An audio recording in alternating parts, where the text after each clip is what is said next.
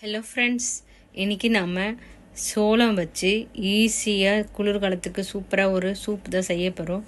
இதுக்கு தக்காளி, சின்ன வெங்காயம், அப்புறம் மிக்சியில் போட்டு வச்சுருக்கேன். சின்ன வெங்காயம் தான் இந்த சூப்புக்கு ஒரு கெட்டித்தன்மை கொடுக்கும். அதுக்காக இஞ்சியும் பூண்டும் எடுத்து பொடியை நறுக்கி வச்சுருக்கேன்.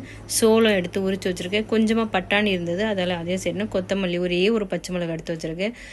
காரத்துக்கு மிளகு, சீரகம், கொஞ்சமாக பெருங்காயம், மஞ்சத்தூள் எடுத்து வச்சுருக்கேன். ஃபஸ்ட்டு மிக்சி ஜாரில் தக்காளியை நல்லா அரைச்சிட்டு அது கூட மிளகும் சீரகமும் சேர்த்து நல்லா அரைச்சிடணும். அதுக்கப்புறம் ஒரு பேன் வச்சு ஒரு ஸ்பூன் எண்ணெய் ஊற்றி இஞ்சியும் பூண்டையும் நல்லா வறுத்துக்கணும். நமக்கு கொஞ்சம் பொன்னிறமாக ஆகிறதுக்கு வறுத்துட்டு அதுக்கப்புறம் பட்டாணியை போட்டு அதையும் வறுத்துடணும். அப்புறம் சோளம் வச்சுருக்கோம் இல்லையா, அதையும் போட்டு நல்லா வறுத்துட்டு தக்காளி அரைச்சி வச்சதை ஊற்றிட்டு ஒரு பச்சை மிளகாய், மஞ்சத்தூள், பெருங்காயம் போட்டு நல்லா கொதிக்க வைக்கணும். ரொம்ப ஈஸியானது.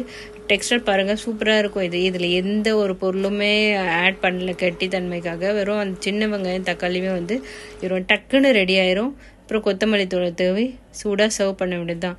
மழைக்கு குளிருக்கு சூப்பராக இருக்கும் சாப்பிட்றதுக்கு. ட்ரை பண்ணி பாருங்கள். ட்ரை பண்ணி பார்த்துட்டு எப்படி இருக்குது கமெண்ட் போடுங்க. Thank you friends.